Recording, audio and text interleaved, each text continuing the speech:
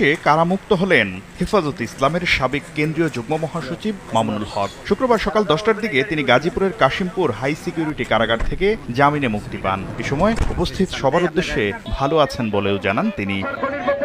সবশেষ মামলায় মুক্তির কাগজপত্র কারাগারে পৌঁছায় বৃহস্পতিবার বিকেলে। এ সময় কারাগারের সামনে জড়ো হন হেফাজতের নেতাকর্মীরা। তবে জামিনের কাগজপত্র যাচাই করতে দেরি হওয়ায় ওই দিন মুক্তি পাননি মামুনুল। সব আনুষ্ঠানিকতা শেষে শুক্রবার মুক্তি দেওয়া হয় তাকে। মুক্তির পর রাজধানীর মোহাম্মদপুরে যান তিনি। আসাদ গেট থেকে ছাদ খোলা গাড়িতে করে যান মোহাম্মদপুরের আল্লাহ করিম মসজিদের সামনে। এ সময় হেফাজত সমর্থকদের ফুলেল শুভেচ্ছায় সিক্ত হন তিনি। তাকে ঘিরে নানা স্লোগান দেন সমর্থকরা।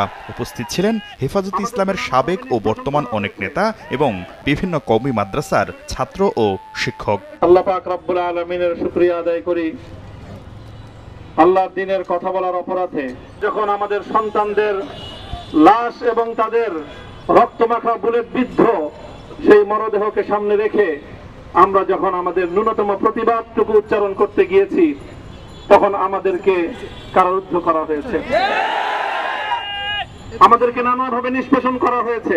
জমিনে আল্লাহর দ্বীন কায়েম করতে চাই, আমাদের তাআলাউ ইলা কালিমাতিন সাওয়াইন বাইনানা ওয়া বাইনাকুম এই এক মন্ত্রে উজ্জীবিত হয়ে আল্লাহর দ্বীনের ঝান্ডা সমুন্নত করবার এই আন্দোলন এবং সংগ্রামে আমি নিজেকে উৎসর্গ করার ঘোষণা করছি। 2021 সালের 3 এপ্রিল নারায়ণগঞ্জের সোনারগাঁয়ের রয়্যাল রিসোর্টে এক নারীর সঙ্গে হেফাজত নেতা মামুনুল হক অবরুদ্ধ হন।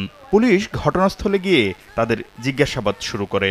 খবর পেয়ে হেফাজতের স্থানীয় নেতাকর্মীরা রিসোর্টে গিয়ে ভাঙচুর চালিয়ে তাকে ছিনিয়ে নিয়ে যায়। তবে ঘটনার পর থেকেই মোহাম্মদপুরের রহমানিয়া আরাবিয়া মাদ্রাসায় অবস্থান করেন মামুনুল হক।